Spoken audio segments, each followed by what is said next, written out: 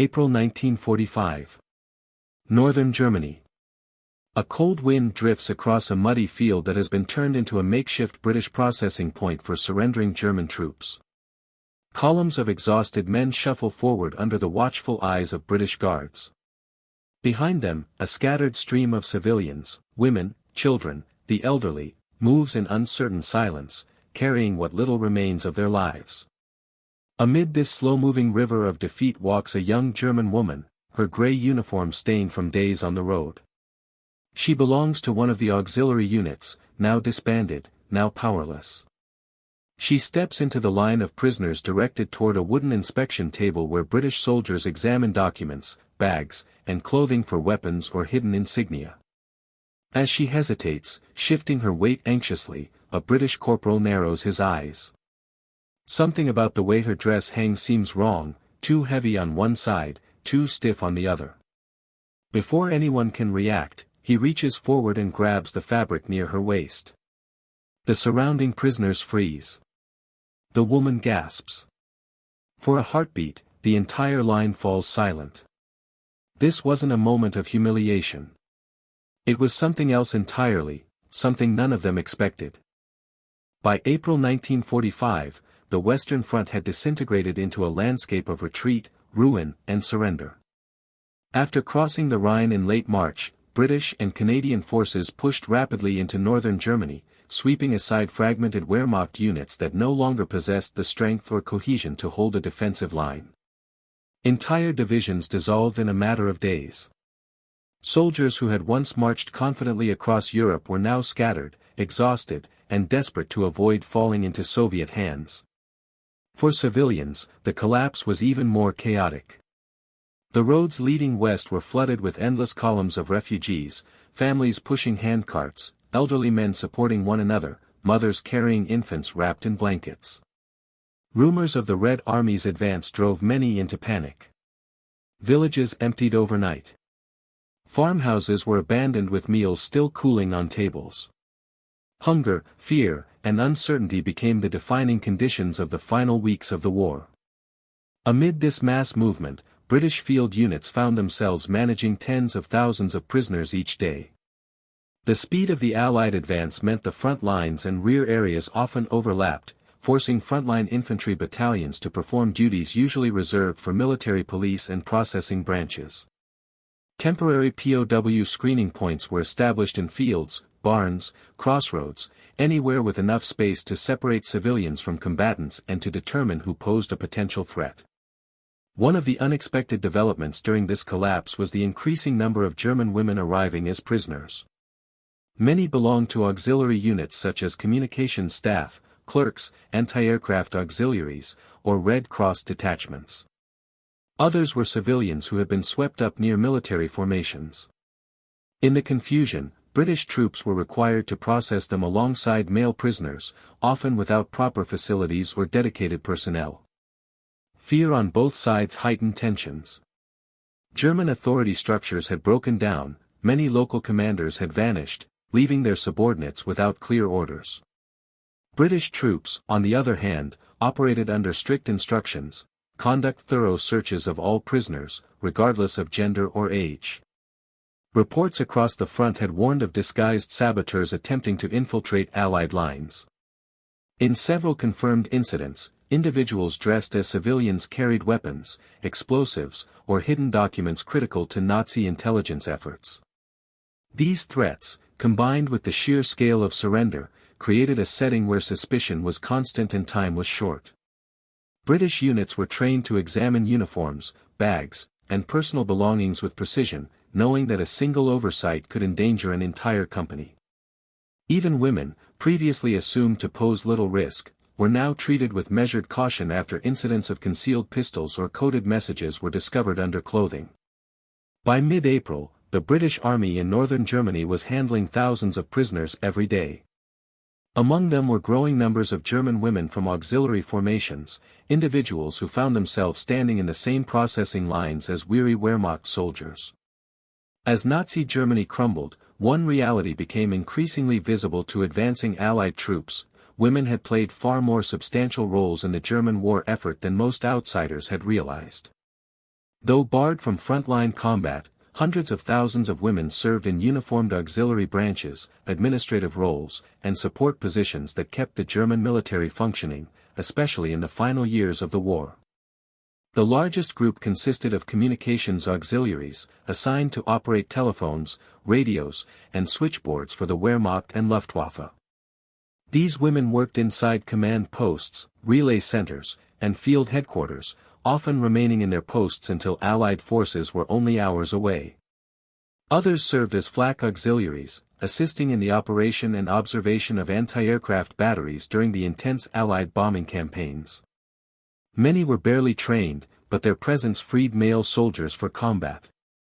A separate but significant group belonged to the German Red Cross, providing medical support in field hospitals and aid stations close to the front. Some accompanied retreating units deep into Germany, becoming prisoners once the British and Canadians overran their sectors. A more complex category included female guards and administrative staff from camps and forced labor sites, though these were usually transferred to separate custody when identified. For British intelligence units, the sudden influx of women among captured personnel raised immediate concerns. The German military, in its desperation, had increasingly relied on deception. There were documented cases of male soldiers disguising themselves in women's clothing to escape detection. More worrying were reports that female auxiliaries had transported sensitive documents, encryption sheets, or small weapons hidden beneath their uniforms during evacuations. All of this led to a strict set of search protocols for every POW, regardless of gender. The challenge was that British field units often lacked sufficient female personnel to conduct these searches. While the Auxiliary Territorial Service, ATS, did assist in some sectors, the rapid movement of frontline operations meant that infantry units frequently had to process female prisoners themselves. Officers attempted to maintain dignity and compliance with regulations, but the reality of the collapsing front forced improvisation.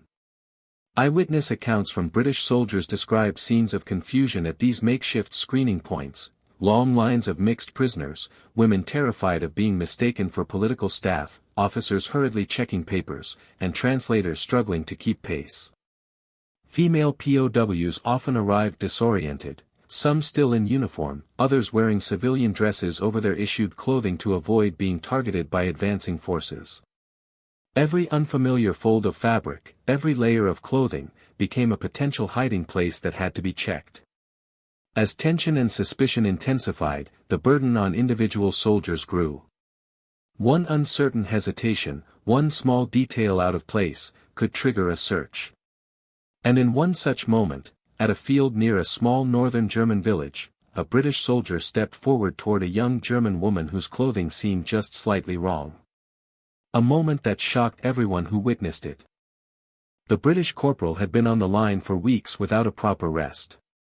His battalion had moved from village to village, encountering scattered pockets of resistance, abandoned positions, and surrendering groups that ranged from frightened boys to hardened SS men. Fatigue pressed on his shoulders like an extra piece of equipment, yet his orders were clear: every prisoner, regardless of appearance, had to be checked thoroughly. Too many incidents had proven that danger often came from the least expected place. As the young German woman approached, he noticed something subtle. Her dress seemed uneven, pulled strangely to one side, as if concealing weight beneath the fabric. Her hesitation only sharpened his instincts. In a war collapsing into chaos, small details mattered. In that instant, training took over. He stepped forward, reached out, and grabbed the material near her waist. It wasn't aggression, it was reflex, a reaction shaped by weeks of uncertainty and the ever-present possibility of hidden threats. She had walked for days through roads thick with refugees and burning vehicles, fleeing the advancing Soviet lines and following retreating German units westward. Her uniform had become a liability. German women in auxiliary roles feared both retribution and mistaken identity. To appear less conspicuous, she had hurriedly pulled a civilian dress over her issued clothing, hoping the British would treat her as a non-combatant. But the layers did not fit well. The fabric sagged awkwardly, the belt sat unevenly, and each movement felt unsteady. By the time she reached the British checkpoint, exhaustion weighed heavier than fear. She surrendered willingly, believing the British would be safer than the Soviets. Yet as she stepped forward, the corporal's eyes narrowed. She froze, unsure whether to raise her hands or speak. The moment his hand grasped her dress, she gasped, not from indignity, but from the sudden realization that her attempt to appear harmless had instead drawn suspicion. Those standing in line witnessed the moment with a mixture of shock and tension. German soldiers, already humiliated by defeat, stiffened as the corporal acted. Some assumed misconduct, others feared an escalation. Women in the nearby column clutched their bags tighter, unsure whether they would be next. Civilians looked away, unwilling to become involved in anything that resembled confrontation. The air, already heavy with fatigue and dread, grew even tighter. British soldiers nearby felt the shift as well. They understood the corporal's responsibility and the dangers hidden among surrendering groups. Yet they also knew that handling female prisoners demanded care, restraint, and justification. The line of POWs grew silent, eyes fixed on the unfolding scene, waiting to see what would emerge from beneath the fabric. This was not merely a rigid enforcement of orders, it was a reaction born from the collision of fear, duty, and the fragile humanity left at war's end. The reason behind the soldiers' action lay in protocol, yet also in something far more human. British intelligence units operating in northern Germany were on high alert in April 1945. Reports from the front described SS personnel disguising themselves as civilians, sometimes even as women, to evade capture. In several instances, hidden pistols, small explosives, or coded documents were discovered sewn into clothing. One case involved a courier who concealed microfilm inside the lining of a skirt, another involved a young woman carrying encrypted message pads beneath a civilian blouse. These incidents reinforced the message that danger did not always come from armed combatants. This reality shaped every decision soldiers made at processing sites. Clothing that appeared bulky, uneven, or layered was treated as a potential threat. The British corporal, familiar with these warnings, reacted instinctively when he noticed the unnatural fold in the young woman's dress. His action was not an accusation, it was a precaution shaped by intelligence briefings that had become increasingly urgent as Germany collapsed. Even as the tactical risk remained real, British soldiers faced a constant moral dilemma. The norms of warfare, respect for prisoners, dignity in surrender, and clear separation of civilians from combatants, were difficult to uphold amid the chaos of collapsing Nazi territories. Searching male prisoners was straightforward, searching women, especially exhausted civilian-looking women, carried a weight of hesitation. Every soldier knew the fine line between security and humiliation, between necessary inspection and overreach. The corporal's decision cut straight through this dilemma. He understood that a mistake could cost lives, yet he also recognized the human being standing before him. His action was abrupt, but not careless. The entire checkpoint sensed the gravity of that moment, a crossroads between duty and conscience. It reflected the uncomfortable truth of war's final days, ethical lines blurred not because soldiers wished to cross them, but because the circumstances allowed little clarity. What emerged afterward provided clarity that those watching did not yet have. British officers later recorded that the woman's clothing hid a second uniform layer, still bearing insignia from her auxiliary role. This discovery explained the unusual shape of her dress and justified the corporal's reaction. Additional reports mentioned that concealed identification papers and personal effects were found between the layers, items she had attempted to secure during her escape westward. None were threatening, but they were enough to validate the suspicion. The after-action notes emphasized the corporal's adherence to protocol, but they also highlighted something less formal, the human instinct to protect. Had she approached a unit less disciplined, or one unaccustomed to handling female POWs, the encounter might have been far harsher. Instead, the moment became a testament to the fragile balance British troops tried to maintain in the war's chaotic ending, firmness without cruelty, vigilance without dehumanization. The tension now tightened toward the incident itself, the moment when everything became clear. The checkpoint stood beside a narrow dirt road bordered by a splintered fence and the remains of a farmhouse. British vehicles idled nearby, their engines humming steadily as columns of surrendering Germans moved through the improvised screening line. The afternoon sky hung low, gray and heavy, matching the mood of the exhausted soldiers processing the endless stream of prisoners. The young German woman stepped forward slowly, her hands clasped in front of her. She glanced at the British corporal, then at the wooden table covered in confiscated items, daggers, badges, papers, and spent ammunition. Her breath trembled. She shifted her weight, the layered dress pulling awkwardly against her movements.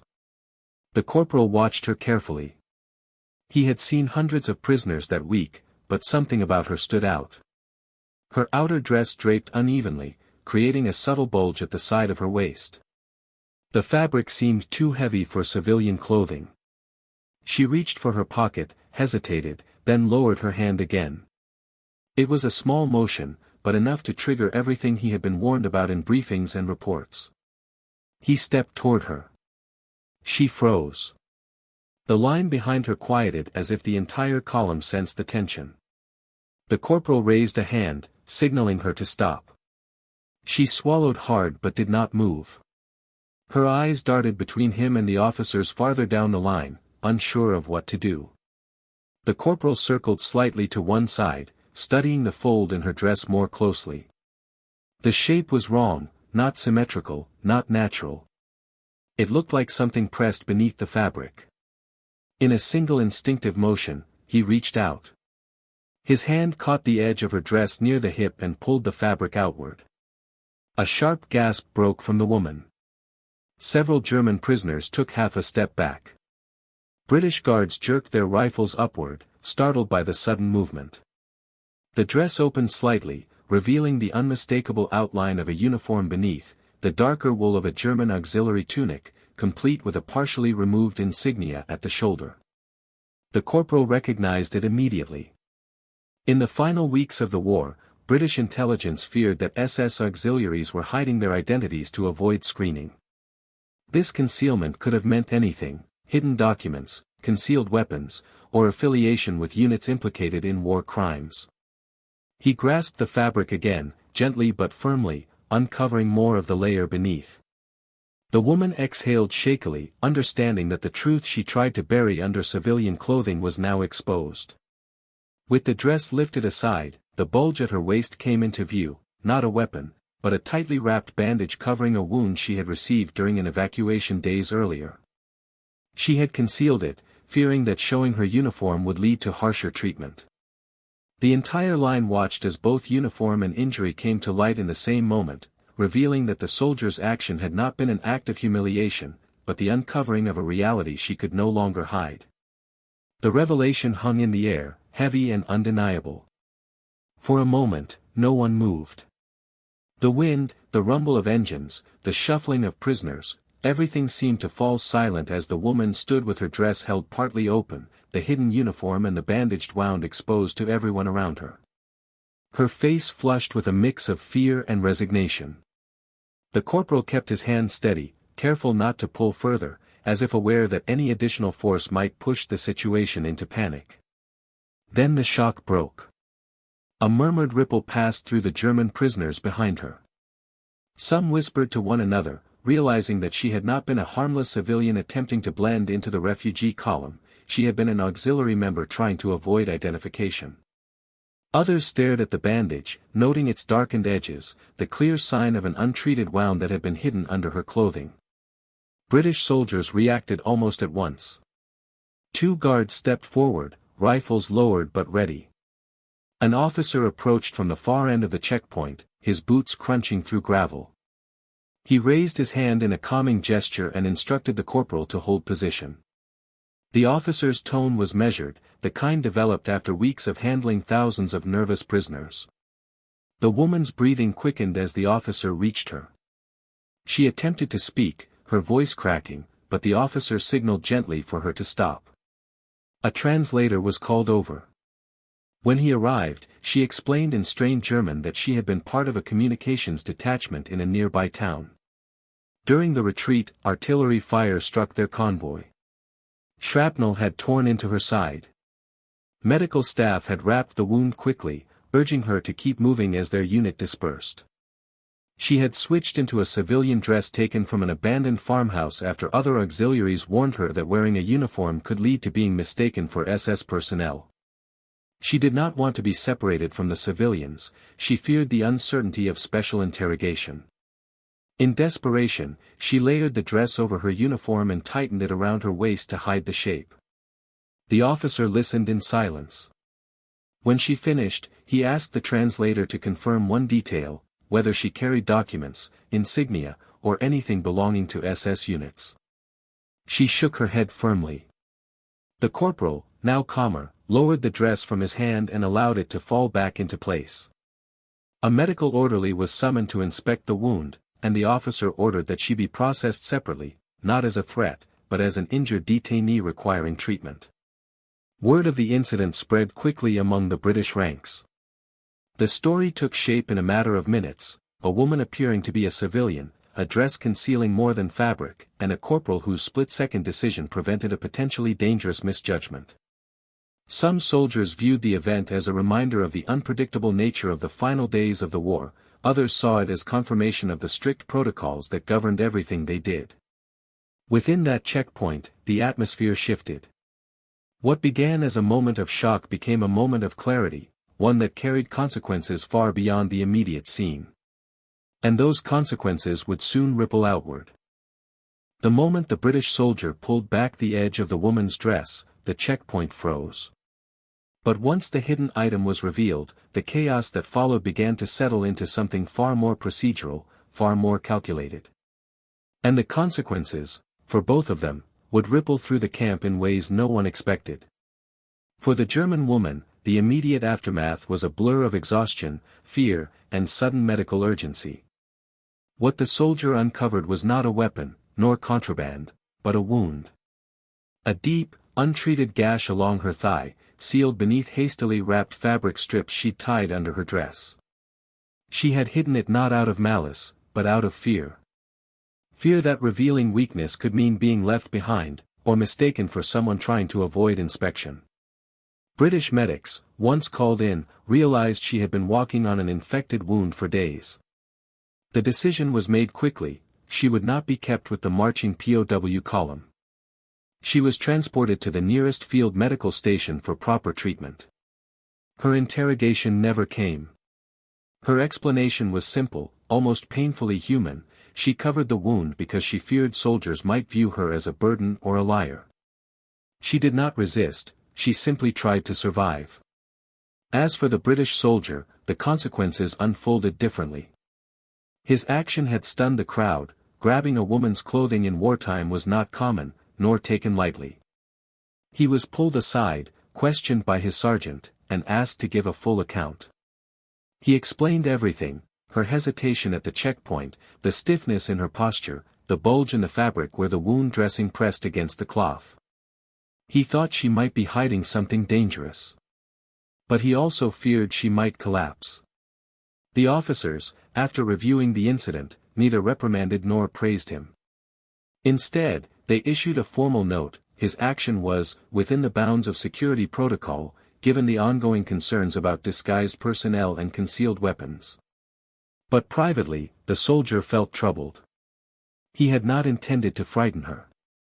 He had only wanted to ensure no one in the column posed a risk to the others, or to themselves.